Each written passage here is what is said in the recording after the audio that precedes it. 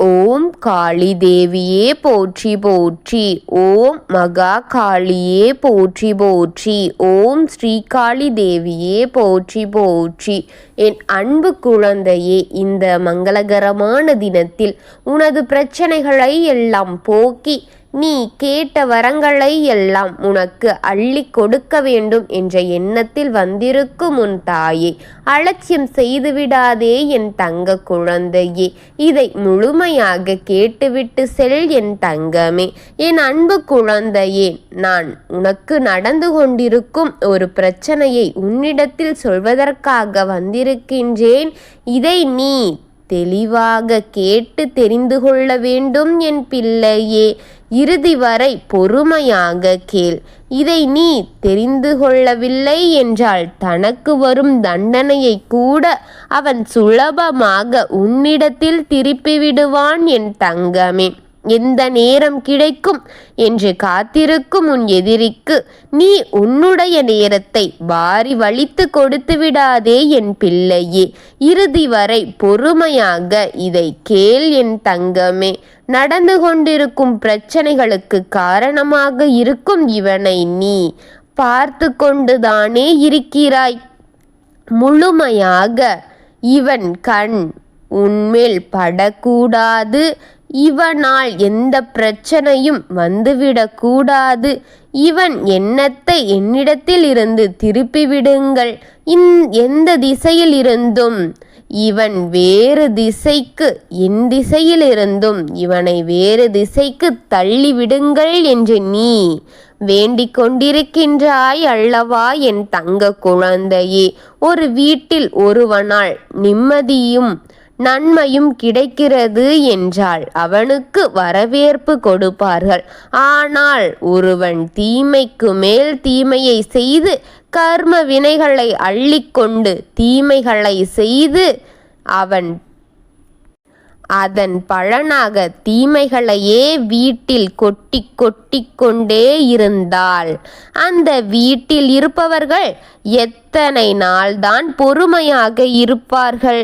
நன்மையை கிடைக்காத இருந்தால், சந்தோஷம் ஒன்றை கொள்ளாதவர்களாக இருந்தால், அதுவே தீமை ஒருவனால் கிடைத்து கொண்டே இருக்கிறது என்றால், எப்படியாவது அதை தடுத்து நிறுத்திவிட வேண்டும்.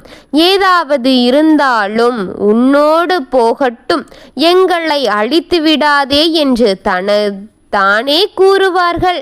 அப்படி ஒரு விஷயத்தை ஒரு பக்கம் நடந்து கொண்டிருக்கின்றது என் தங்க பிள்ளையே. எவனாலும் என்னை அழித்துவிட முடியாது. நான் தான் ஒவ்வொருவரையாக அழிப்பேன் என்று தீய வழியில் சென்று தீய சக்திகளை கைக்குள் வைத்து கொண்டு ஒவ்வொரு காரியத்தையும் செய்து கொண்டிருக்கும் உன் எதிரியை பற்றித்தான் உன்னிடத்தில் இப்பொழுது நான் பேசிக் கொண்டிருக்கின்றேன் என் தங்கமே. தீய சக்தி எங்கெல்லாம் இருக்கிறதோ, தீய சக்திகளின் காரியம் எங்கெல்லாம் நடந்து கொண்டிருக்கிறதோ, எந்த விஷயத்தில் யாருக்கு எல்லாம் எப்படி எல்லாம் திருப்பிவிடலாம், யாருக்கு எந்த விஷயத்தில் இழப்பை கொடுக்கலாம், யாருக்கு எந்த விஷயத்தில் வலிகளையும் காயங்களையும் கொடுக்கலாம், வீட்டிற்குள் இருக்கும் உறவுகளை எப்படி பிரிக்கலாம், நிம்மதியை எப்படி கொடுக்க கூடாமல் இருக்கலாம், நிம்மதியை குலைத்து விடலாம், இருக்கும் அவர்களிடம் இருக்கும் அதிர்ஷ்ட லட்சுமியை எப்படி பிரிக்கலாம், எப்படி அவனை வாழ விடுவது, அவனை வாழவிடக்கூடாதே என்று முழுக்க அவனின் இரத்தத்தில் தீய சக்திகளே கலந்து இருக்கிறது. உன்னுடைய எதிரியை பற்றித்தான் இப்பொழுது நான் பேசிக்கொண்டிருக்கின்றேன் என் தங்கமே. இப்படிப்பட்ட ஒருவன்தான் உனக்கு எதிரியாக எதிரில் நின்று கொண்டிருக்கின்றான் என் பிள்ளையே. அவன் இரத்தத்தில் ஊறிவிட்டது அவனின் கெட்ட எண்ணங்கள். கடுகு அளவு கூட நல்ல எண்ணம் இல்லாத அவன் எண்ணத்தில் அவன் குடும்பம் திணறிக்கொண்டு இருக்கின்றது என் தங்கமே. இப்பொழுது வெளியே அவன் எதையும் காட்டிக்கொள்ளவில்லை என்றாலும் அவனுக்கு அவன் குடும்பத்தில் நல்ல பெயரை இழக்கும் அளவிற்கு போய்விட்டான் என் தங்கமே. அவனால் அவர்கள் பட்ட கஷ்டத்தினால் இப்பொழுது அவன் அவர்கள் குடும்பத்தில் நல்ல பெயரை இழந்து நிற்கின்றான் என் தங்கமே. அவன் குடும்பத்தில் இருக்கும் நபர்களிடத்தில் இருந்து அன்பையும் இழந்து விட்டான்.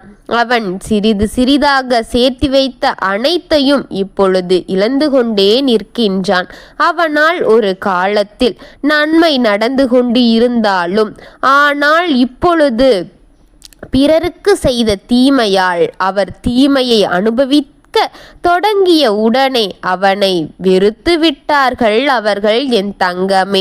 இவனிடத்தில் வைக்கும் பாசத்தை நிறுத்திவிட்டார்கள். இவனின் மீது வெறுப்பிற்கான அறிகுறியை அவர்கள் காமித்து கொண்டிருக்கின்றார்கள். வெறுப்பு உருவாகி கொண்டிருக்கின்றது என் தங்கமே. இவனிடத்தில் காட்டும் பரிவை எடுத்து விட்டார்கள். நீயே எங்கோ சென்று அழிந்துவிடு, எங்களை அதில் பழியாக ஆக்கிவிடாதே என்று கேட்கிறார்கள் பிள்ளையே. இப்பொழுது அவனுடைய குடும்பமே அவனுக்கு எதிரியாக மாறி நின்று கொண்டிருக்கின்றார்கள் என் தங்கமே என்பதை உன்னால் நம்ப முடியவில்லையா பிள்ளையே? கர்மங்களை எப்படி சுமப்பார்கள்? ஒருவனுடைய தீமையை எப்படி சுமப்பார்கள்? ஒருவரின் பாவத்தை எப்படி அவர்கள் சுமந்து கொண்டிருப்பார்கள்? அதை யாராக இருந்தாலும் சரிதானே, இது ஒருவருடைய நன்மையை தானே அவர்கள் பார்ப்பார்கள். எப்படி இருக்கும்போது அந்த வீட்டில் இருக்கும் அவனை தீய சக்தியாகவே பார்க்கிறார்கள். இவனை நீ தீக்குள் இறங்கி விட வேண்டும் என்று கூறிவிட்டார்கள் என் தங்கமே. எப்படி சொல்லிவிட்டார்கள்? இவனை நீ செய்த பாவங்களை, நீ பிறருக்கு செய்த தீமைகளை நீ ஒழிக்க வேண்டும். உன்னால் நம்பப்பட்டவர்கள் அழிந்து விட்டார்கள் அல்லவா?